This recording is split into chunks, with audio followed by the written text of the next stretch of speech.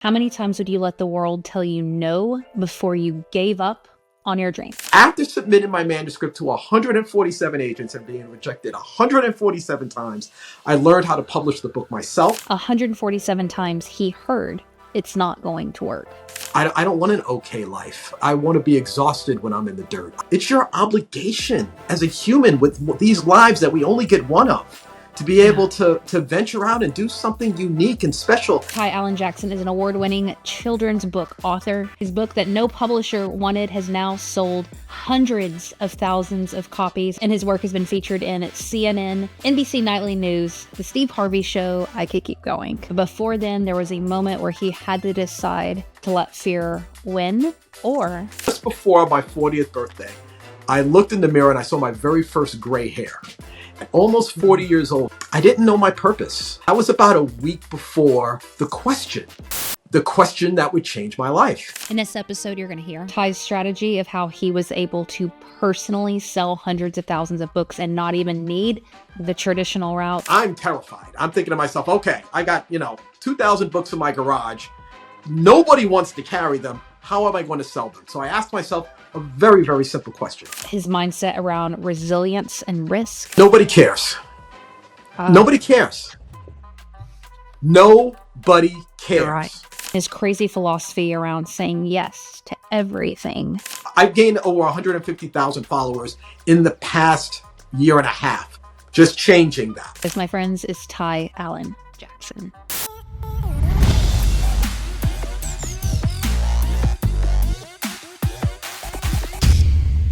If someone's sitting on an airplane next to you and they say, "What do you do for a living?"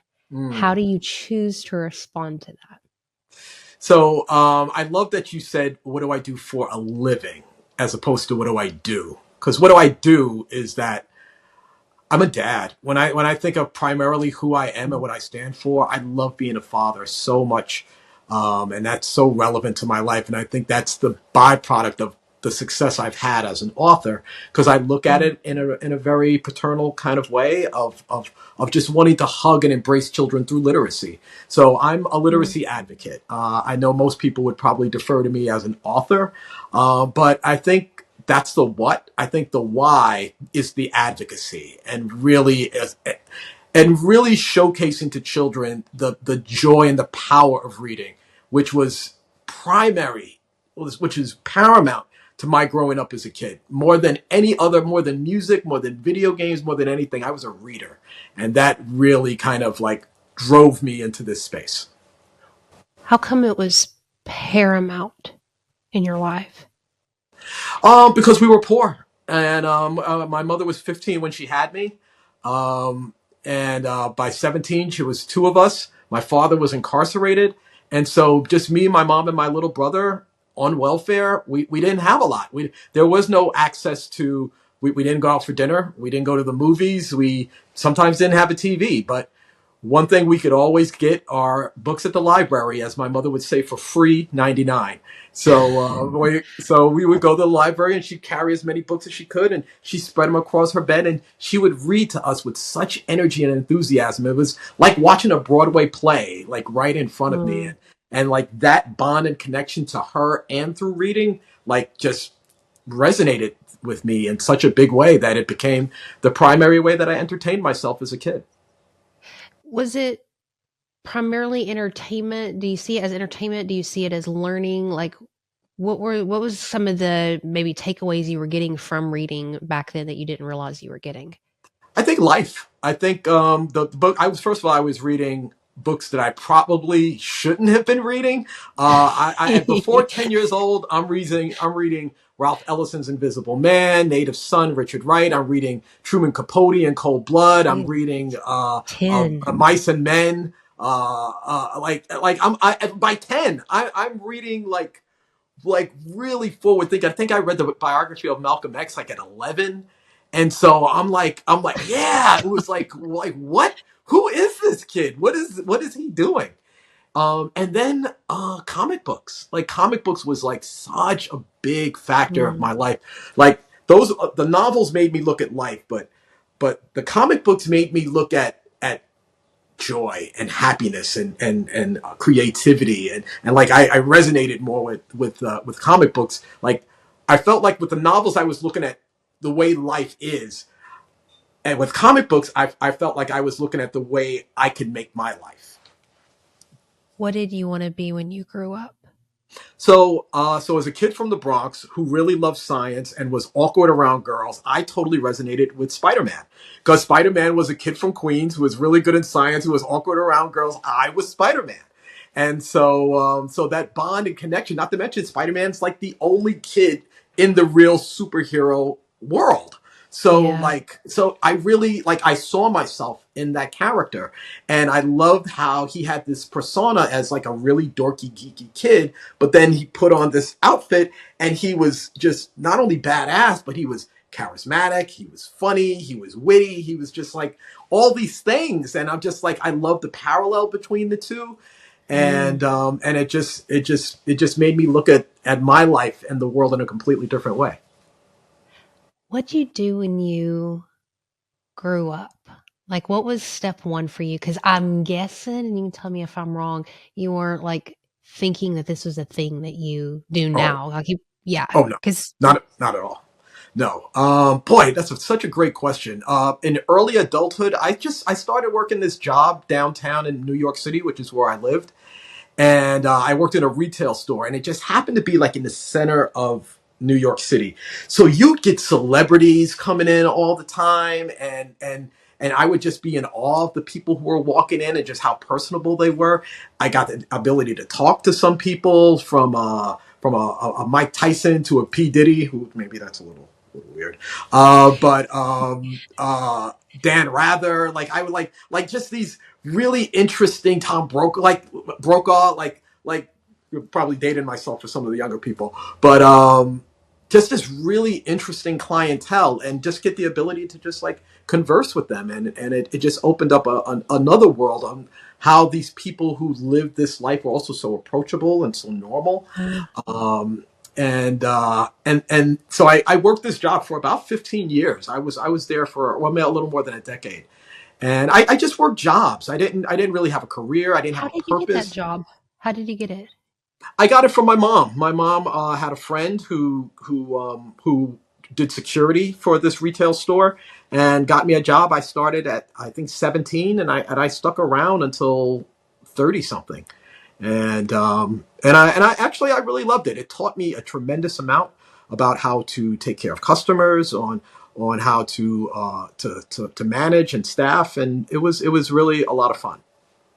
Did you have this same kind of lively personality and charisma then, like naturally going into this job, or was this No. a byproduct of that job? Yes, Okay. 100%. I like to Okay. think that I was a shy, bashful kid until, especially when you're living in New York City and you're kind of thrown into the epicenter of one of the most exciting places in the world, you kind of adopt a lot of these kind of characteristics about it. And I like to think that I was definitely a shy, passive kid when I first started, but I was kind of I won't say rebellious, but definitely an outgoing, charismatic, like, well-rounded, much more well-rounded individual a decade later. So I'm really grateful for that job, because it helped me bring out the best version of me. Yeah. Yeah, I can attest to that with my experiences too. I'm picturing like uh this boy and these like imaginary worlds that he was kind of dropped into as a young man. And then ironically, as you get older, you get this crazy ass job where you're dropped into another world that may seem imaginary for a lot of 100%. people. But Very true. then it's like where reality and imagination start to blend a little bit, and you realize like there is alternative universes and options and paths. And that kind of leads us to what we were going to talk about today. And we'll unpack your story throughout it. It's just this challenging what is handed to us and pushing the envelope and being willing to take a risk. Because I'm guessing, Ty, you tell me when you got into those rooms, you started talking to these people. I bet where you thought you were going started to change and get challenged because you were like, I'm not any different than this dude standing in front of me. Yeah, for Right. sure. There was a lot of that. There was a lot of this human element of normalcy, of just like we're all the same. It doesn't matter whether you're an actor or a sports or an athlete who makes tens of millions of dollars, or you're a retail manager at a store. There's just so much more in common than you would think. But I will also say one of the things that I really missed that kind of assisted me in finding my voice as well as my creativity and a sense of self-awareness is I grew up in the Bronx, and I literally watched the birth and the conception, the growth and development of hip hop. Like I actually saw the genre born, conceived and born and grown to develop into what it is today in front of my eyes. And I mean, how many people get the opportunity to witness a genre, much less arguably one of the most impactful genres in the world? And that Wow. really helped this shy, passive kid find a lot more adventure, as well as having the courage to be able to express myself and to do it unapologetically. So I'm grateful not just for the comic book element, and for later to be able to engage with such a great variety of people, but also for hip hop and what it represented to me as a young impressionable kid growing up in the Bronx. You said it gave you courage to express yourself a little bit more. How did it do that? Because what hip hop did, growing up in the '70s and '80s in the Bronx, in the projects, your voice doesn't matter very much. And especially when you're a young black urban kid, what you say and how you say it is kind of irrelevant. Yet these irrelevant kids created a voice and a genre so loud, Mm, so mm, powerful that it couldn't be ignored. And not only that, but it also resonated with people from literally other parts of the world. And so I thought, like, if a kid like me could create an entity, a voice that was so strong that other kids from Europe, from Asia, from Africa would also want to, replicate that voice, then that can help me discover my voice as well, and hopefully have that voice be something that's important and powerful and worthy of replicating. What was it like? Excuse my ignorance here. I thought I had it right there. Will Smith's book, I know he was explaining, like, he would go outside and just kinda, like, walk, down the sidewalks, and there would just be, like, people playing music or battling or whatever, just, like, Yeah, on those freaking street just like that. corners. Is it literally like Just like that? that. It was literally like that. I mean, it especially in the beginning where everyone tried, everyone felt relevant in that space. It was almost like a new style of clothing that everybody was trying and trying on, and there would be people on the corner like beatbox and rapping, and the other corner there were people breakdancing with cardboard boxes on the ground, and then further down the street there were kids doing graffiti, and so this, and to think that, like, this didn't exist a couple of years ago, and now it, Yeah. it it literally is resonating throughout our community and our culture, and defining who we are, and allowing us to freely express ourselves and everything about that expression, from our joys and our pains to our loves and our sorrows. Mm. It was so beautiful and so powerful, and I honored and privileged to have grown up to witness that. I'd never thought about this before until you started talking about it, but this idea of innovation and something new gives us this level of courage because we haven't established what's good and bad, who's good at it, Mhm. who's bad at it yet, and so it's almost like the freedom that folks had to be able to try it. Nowadays, if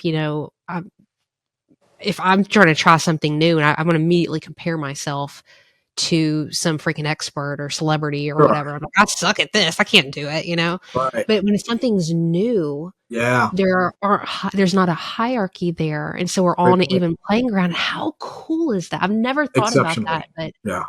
that's so Yeah. badass.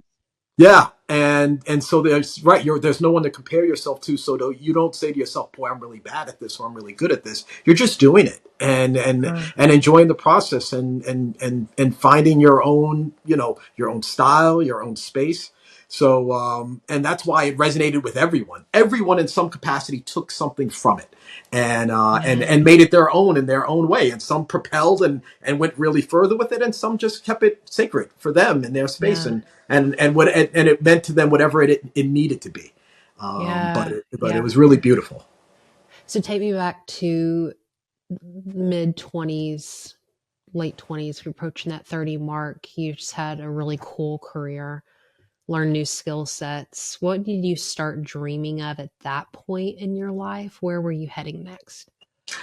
I'm ashamed to say that I was kind of on autopilot. I don't think I had a big dream. I didn't know why I was here. I would say, my 20s, I had a lot of fun. My 30s, I started to take things more seriously, but I was still kind of on autopilot and really didn't have a drive or a purpose. I grew up wanting to be a doctor, but I never went to school, and I kind of am sad. It's probably my biggest regret to this date that I never went to college and tried to pursue that dream. So I just kind of worked my jobs and started to raise a family and have kids and just Yeah. really enjoy life as how I knew it.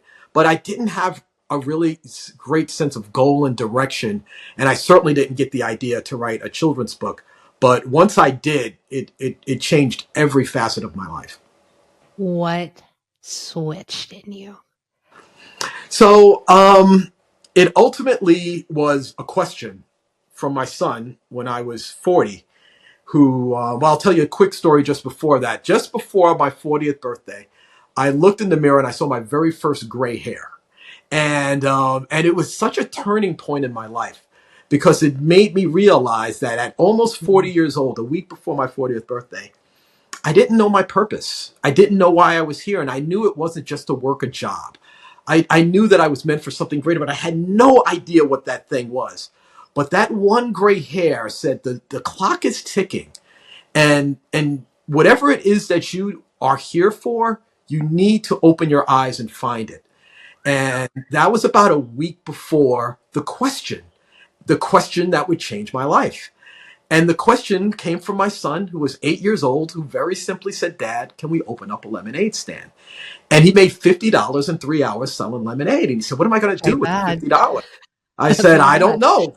You know, so I went to my local bookstore to try to find a book to teach my son about what to do with this $50. And when I went to the bookstore, I noticed two things. One, there were so few books teaching kids about money. And the other Mhm. thing was that there were so few books that featured a young person of color as the protagonist in a fun, cool, contemporary way.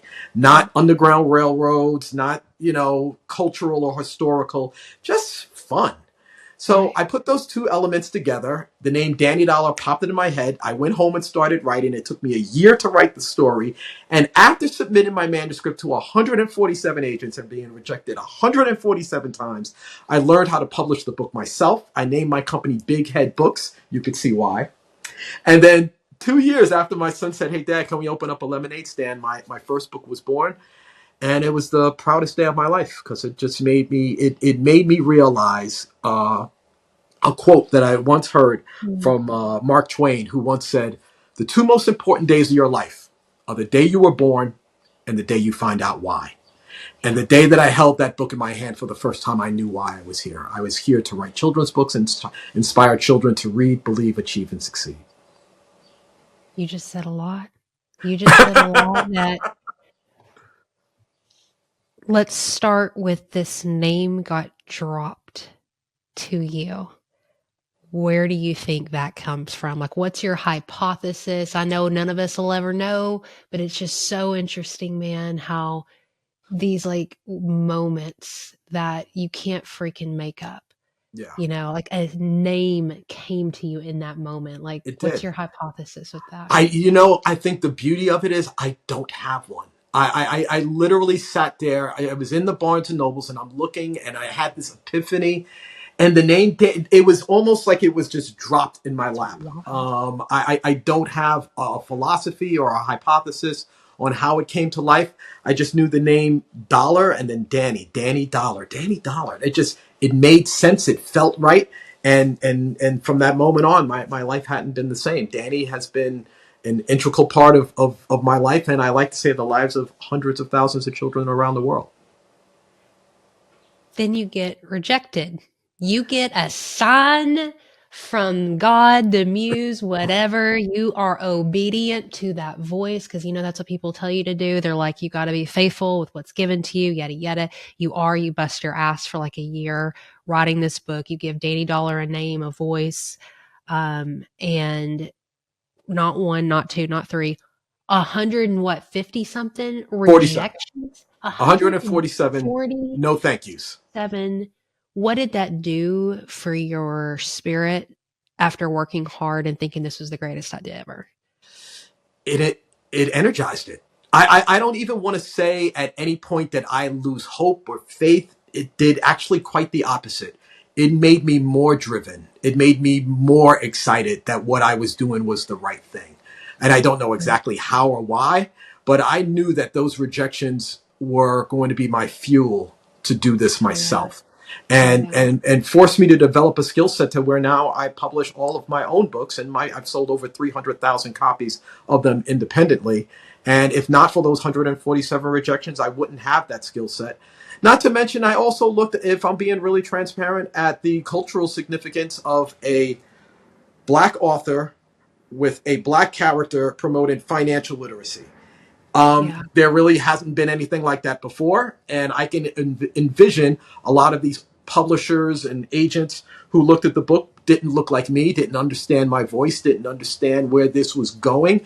And, and so I vowed that I wasn't going to let 147 strangers dictate my success on something that I knew was vital and important. And so far, I've been on the right side of that. All right. Well, tell me the truth now. Tell me the Go truth. for it. Just a little Yeah, bit. Like there a please. little bit. I mean, anger, maybe Sure. frustration. Like Yes. screw you. Like this is where I'm really working on myself with. Is I'm a previous therapist, so I have like that whole like mental health. You got to get healed and right. Plus, you know, a whole bunch of religious BS from before. But I've read in a lot of books and talking to so many people, I've heard about just kind of this tenacity, this grit, this element of where they figured out how to use anger and kind of the dark to propel them past something that seems unimaginable. And I'm so curious about how to do that and do it in a way that you don't end up being like an asshole and like, you know, obviously I can tell you are just a freaking light in this world, man. So you are able to use like your frustration in such a great way. And I'm curious like how you temper that without losing hope in freaking humanity and the way that's run, you know? That's a deep I ass question, but no. let's go. It's Let's good, go. but and I'm going to say this in a way, and I don't usually go in this direction, but being a young black man in America, you're kind of used to rejection. You're kind of used to adversity. You're kind of used to obstacles on not getting the job, not being paid the same, being alien or ostracized or directed by police or judicial system. You're kind of used to things not going exactly your way and figuring it out. Like especially as a kid from the Bronx, where being having a sense of tenacity really matters. You know, like when you're from New York City, specifically from the Bronx, you have to be a hustler by default because if not, someone will take the crumbs that you decided not to pick up. And so you know, and also being raised by a single mom who single-handedly raised two kids, worked numerous jobs, got her master's degree in education, and did such an amazing job in role modeling tenacity. And yeah, there's and plus I've always had a no excuses kind of life. There's no worst case scenario for me. Like I'm rejected, fine. I'll figure out how to do it myself. Obstacle, okay. I'll learn from these, mistakes or circumstances to be better and to be more driven. So I've always kind of had this. I There's no way that this will defeat me type of mentality, Yeah. especially if it's been done before. If it's been done before, then I can do it. And Yeah. yeah, that's always kind of been a part of who I am. a freaking great answer. Want to highlight you said in passing earlier, well, I'll just learn the skill set to freaking publish it on my own. And what Yeah. a great mindset to have of like, what are the skills I need to do to just take this into my own hands and take this ownership? Fast forward, I got a bunch of questions for you about that piece about taking risks, like we talked about the other day. Hmm. But fast forward a little bit and give high level overview. I mean, I read your bio, but tell me, what has this manifested into and what kind of impact has this made over the past few years in your life? Yeah. Boy, when I really think about it, it kind of blows my mind. With no experience in the literary world, with no college degree, which one of the things I'm really proud of is that a few years ago I received an honorary doctorate for my work. Yeah, that's badass. That's And cool. so for this kid to kind of feel slightly ashamed of never going to college, to be able to say now that I have a doctorate for humane letters for the work that I've done to inspire people is a very full circle kind of moment. But first of all, I've sold over 300,000 books independently. My several of my books have been turned into plays and musicals. Danny Dollar, the book that started it all, has become a financial literacy program run by the Federal Reserve. It's and and I'm currently now working on a project called the Danny Dollar Entrepreneur Fair. The premise of the fair is exactly like a science fair, except replace science with entrepreneurship. We started it 3 years ago with 50 students in Western Massachusetts. Over 4,000 students will participate in it this year in 6 different states. So it's been nothing less than a phenomenon. And I'm currently working on a project. I don't think I've said this out loud yet. It's called the Danny Dollar Mint Kit. Mint stands for Millionaire in Training. Come And on. it's basically a kit that you give to your child, and it will give them the tools to develop an entrepreneurial millionaire mindset. So that's the project that I'm working on right now. I'm so happy for you. I know I just met you, but hell yeah, man. Congratulations on all of that. And the coolest thing about that is just the impact that you'll never really know from Yeah, the kids you'll never meet and you'll never hear their absolutely. name that got to read this stuff. So it's so badass. But let's bring this back into just some, what does this mean, y'all? When you hear this story, like what does this mean about like what you've been dreaming of, what you've been thinking of, these little whispers, this thing that drops in your spirit that just comes out of nowhere and you have this idea. Um, Ideas are out there and very few people take action and do something with it and follow through with it. And you told me the other day that people are terrified to take risks in their life. And it sounds like this was a hell of a risk for you Oh, because it was 100%. a lot of time, Yeah. a lot of rejection and no's, and people probably like, all right, when are you going to give this up? Like, come on. But you've freaking held in there, so you're a perfect person to speak on this. Why do you think we don't take more risks in our life? I think there's numerous reasons. One where I think our brain protects us from not taking risks. Like we like feeling safe. We like knowing that my 9 to 5 puts dinner on the table and puts my kid through college, and I'm okay with that. But I don't want an okay life. I want to be exhausted when I'm in the dirt. I want to be able to say that, my life was relevant, that I made a difference, that the energy that I put out there made the lives of people better. And that may be relevant in your 9 to 5. But if it isn't, and you know that you're meant for something better, it's your obligation as a human with these lives that we only get one of, to be Yeah. able to venture out and do something unique and special, and especially something that speaks to you and just makes your heart happy. And if it, goodness forbid, gives the opportunity for other people to live a better life, how do you not pursue that? How do you deny that? Like, Yeah. I just, it's inconceivable to me. Um, I love the sense of adventure. And I've always said, yes, adventure is always on the other side of yes. And so whenever something, whether it's taking a risk on a career or just going out with friends, I almost never say no, because I know that adventure is on the other side of yes.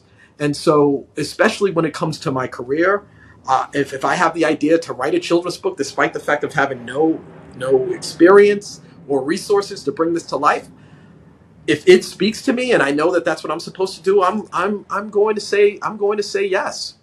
And I also think there's a fear factor that people are just afraid of trying something new, of developing a skill set that may not work in their favor. But I've always also lived a what do you have to lose type of component. Like I said to myself, I'll never be homeless. I have enough social equity that I'm going to be able to live somewhere with someone. So why not take the risk? I'm not going to be homeless. So cash in all my chips, take my 401k out. Let's take in the kids' college fund. I'm going to bet on me as opposed to spending decades of my life taking that energy and applying it to other places, letting them be the beneficiary of. I'm going to cash in my chips on me. And I'm going to bet that I can make this happen and get comfortable being uncomfortable, develop new skill sets, meet new people, and hopefully change the world for the better, including my own personal world. You explained you were talking about being 30s or whatever right before you saw the hair, the gray hair, and your son Yeah. asked you the question. You said you didn't really have any goals and direction or whatever, and I'm just having a hard time believing you because like this is a man who speaks with a lot of conviction, and the reason I'm wanting to highlight this is because sometimes it's easy for us to look at and be like, well, Ty's just born with energy and charisma and faith and belief and all this stuff. But you've described, a young man who, when you were a little boy, felt insecure, wanted to be somebody else and looking at the superheroes and maybe not having that outgoing personality. And you mentioned, in your 30s, maybe not having direction and knowing exactly what you want to do. And also, you freaking moved past that and you learned, a new skill set and who you wanted to become. And so, tell me if I'm off on this. It seems like you're like walking proof that we are changeable and moldable and that things can shift and adjust, even things that may seem like personality traits. Of course. I mean, I like to think that. I'm sorry. I don't live far from an airport. So there's Oh, you're planes good. flying It's making me overhead. want to go on a trip. Okay. I Yeah, love it. you and me both. Um, Evolution is part of life. Like, I pray that I'm not the same person in my 50s that I was in my 20s or even in my 40s. And I think that life is such that we need to grow into being the better versions of ourselves. I like to think that I haven't changed much. I've just evolved much and grown into a better Mm, version of me. So I like to think that the confidence and the charisma and the drive and the self-esteem has been there all along. It just took life to bring it out of me. yeah. And I'm proud of that. And I love that. And I again also think like, what do I have to lose by being the best version of myself? What do I have to lose by taking risk on doing something really special and unique? I don't have much to lose. In fact, I have everything to gain. And so I'm always looking towards that, being of value, being of service, and building systems to help people be better, and that will in turn make my life better. So I say to everyone out there who has a dream or maybe doesn't even know what that dream is yet, is to be obnoxiously curious. The universe is speaking to us all the time, giving us gifts Yeah. on where we're supposed to be. It's our job to listen and then to take action to bring it to life. Preach. How many books have you sold? So I've sold about over 300,000 copies. I have 6 books total. 5 of them are self-published. One of them was actually published by an amazing publisher who saw the success I was having with Danny Dollar and asked if I would write a spin-off to that book titled Danny Dollar's Make Your Own Money. And we've sold about 50,000 copies of that book in about the past 3 years. Yeah, So, now they're coming to you. They're like, yes, now. yeah, right, right. So, okay, several 100,000 books. Tell me what risk did you need to take? What skill set did you need to take, maybe is a better way of putting that, to move the needle with your books? Because we can self-publish, we can put out our podcasts, we can start Instagrams, we can do the thing, but nobody knows who the hell Heather Parody is. People don't know you. And so the freaking traction, and when you're having to push that ball up a hill, I am guessing that you took some hell of a risk, that you did some things way different than most people. What were those key things that you honed in on? So I'm fortunate that I learned them really, really early. And it's two primary things. One, when I first became an author and I started going the traditional route, is that I wanted to get my books into bookstores. I mean, you're an author, you got a book, you put it in a bookstore. So when I started knocking on those bookstores, I realized they want nothing to do with me. Big, small, independent, big box, didn't matter. They didn't care. So I'm terrified. I'm thinking to myself, okay, I got, 2,000 books in my garage. Nobody wants to carry them. How am I going to sell them? So I asked myself a very, very simple question. Who do I want my books into the hands of? Do I want them into the hands of booksellers and retailers? No. I want my books into the hands of children. Where are children? Are children in bookstores? No. Children are in schools. They're in daycare centers. They are in boys and girls clubs. They are in YMCAs. So every school, every boys and girls club, every YMCA started locally in my community. And next thing you know, in the first month, I sold 1,000 copies just knocking on doors. The second month, I reached out to Carver Bank in New York City because they're the largest Black-owned bank in the country. I sent a letter to the CEO along with a copy of my book saying that this would be an amazing tool to teach children about finance and entrepreneurship. 2 weeks later, the CEO called me personally and said, I love this book. Would you come to Harlem, talk to the children of our community, and can we buy 1,000 copies of your book? Let's go. I quit my job that day. I said, this is why I'm here. This is what I'm supposed to do. And so the byproduct of that is that the more unconventional you are, especially when you're an indie, the more that you stand out and the more that you utilize your strength. Because the one thing I know how to do, I know how to hustle and I know how to talk to people. So I utilize that strength to build connections, finding out who my customers are, including financial institutions. So in addition to youth organizations and schools, because the book's about financial literacy, banks, credit unions, investment centers, anything having to do with money or children, I'm knocking on that door. 2,000 copies sold in the first month, over 300,000 copies sold all together. And in addition to that, by developing my own enhancing my own skill set, I utilize social media as the amazing tool that it is, which is the tool that also connected you and I, as the vessel to be able to express myself, to be able to provide value to people through not only my books, but my advocacy, to talk to children or parents about the importance of their child reading, the importance of financial literacy, the importance of using reading as a bonding tool to connect with their families. And that value aligned with the marketing, the networking, and providing a great product, because that's another huge part of it. If you don't have a great product, all the marketing and networking in the world isn't going to matter. Yeah. People are just going to find out how bad your book is faster. So like you have to provide a really good product in addition to the networking and the vulnerability it takes to be able to get in front of the masses. What was something that came up from you in this journey, gaining these new skill sets, that kind of shocked you, that you needed to learn how to do, that maybe you thought you were already good at, or you didn't realize was as important? What was something that just slapped you in the face and was like, this is a big deal. I'm going to have to hone in on this? That nobody cares. Nobody cares. You're right. Nobody cares. You're right. People are not anti-you.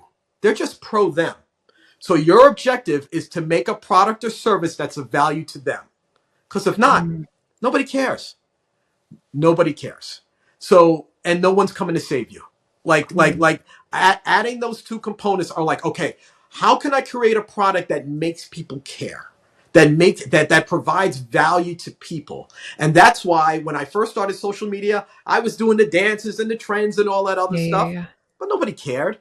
And then I started doing these talks in my car about how you can utilize books, family, education as a way, because I've been fortunate to have done thousands of school and author visits and engage with hundreds of thousands of children. And they say the most incredible things to me. I take those things and I put it back into the parent and say, do you realize that your child wants to read, but you're not providing them with the tools to be able to embrace it and love it?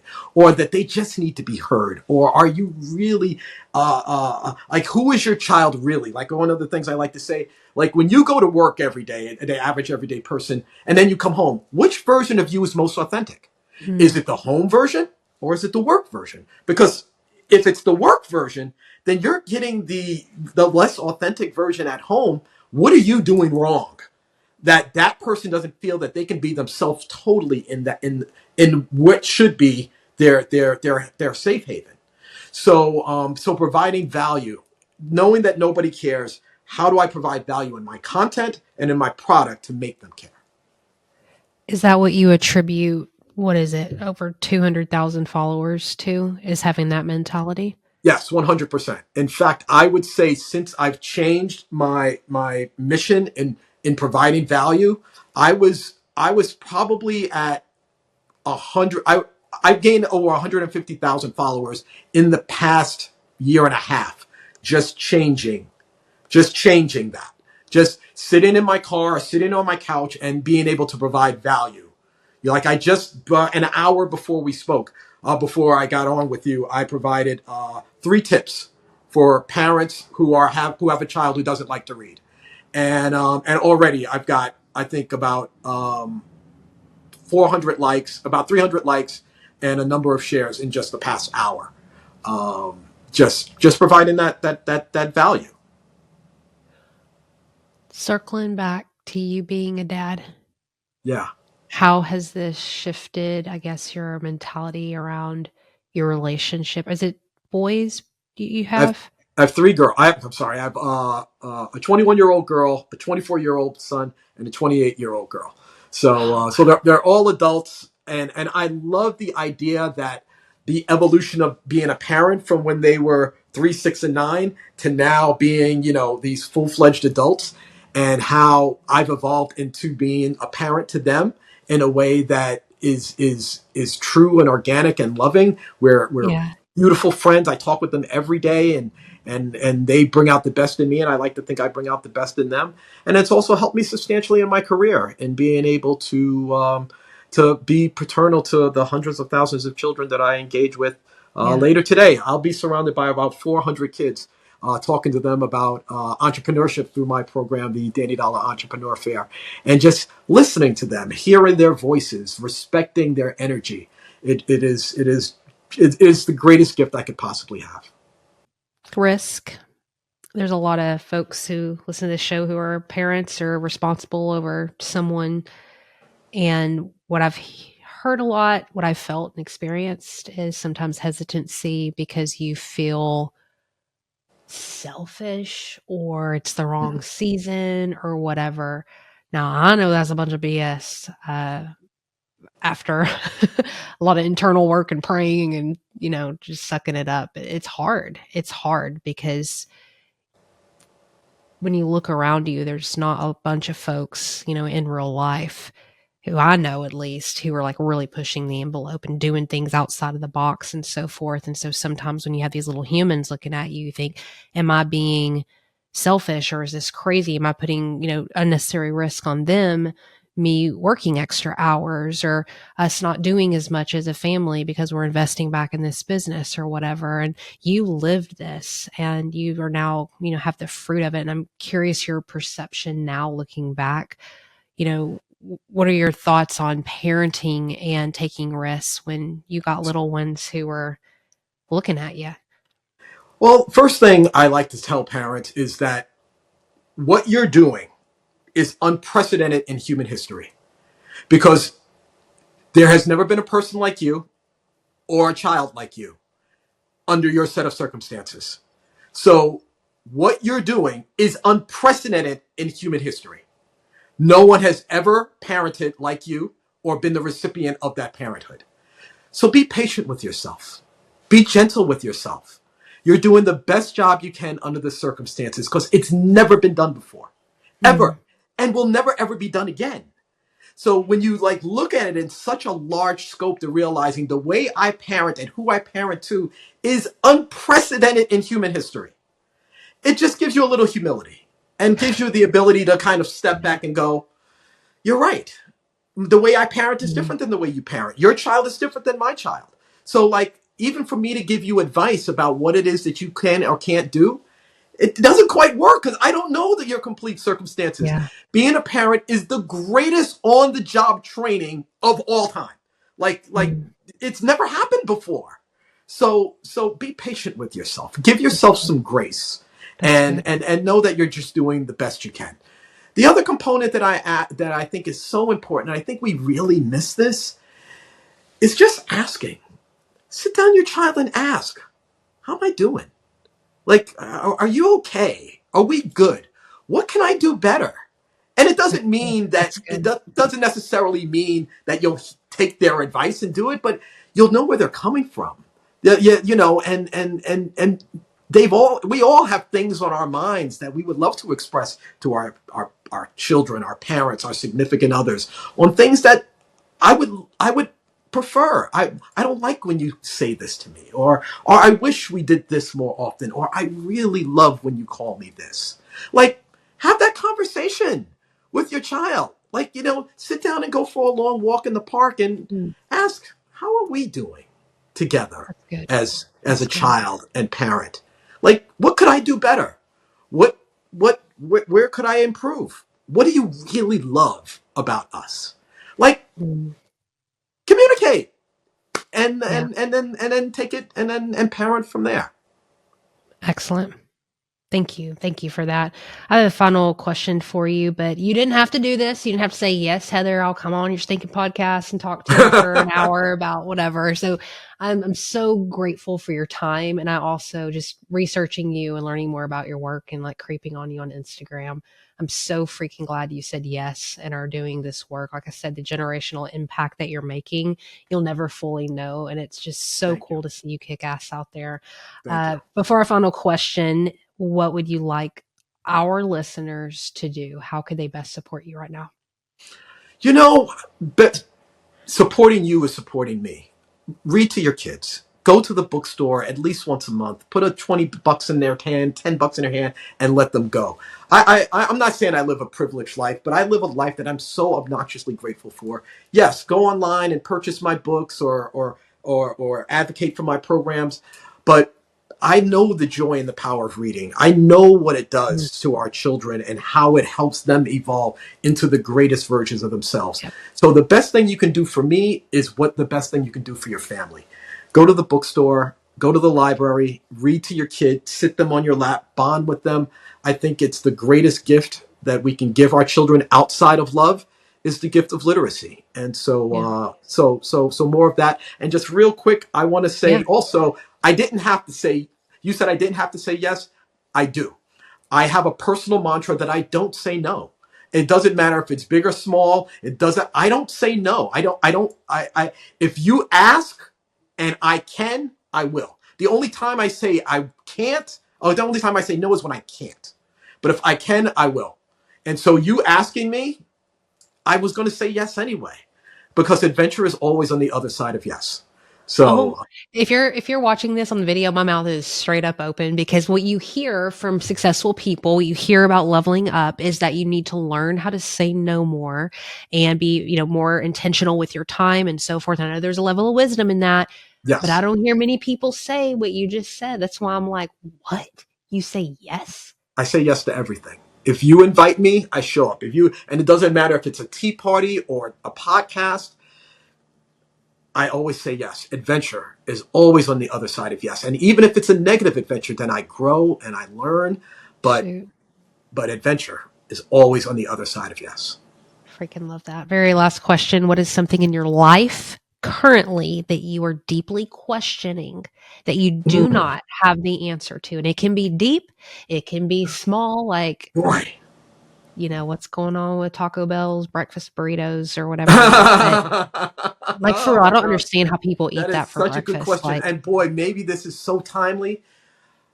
I really don't understand why we are prejudiced towards one another. I don't understand.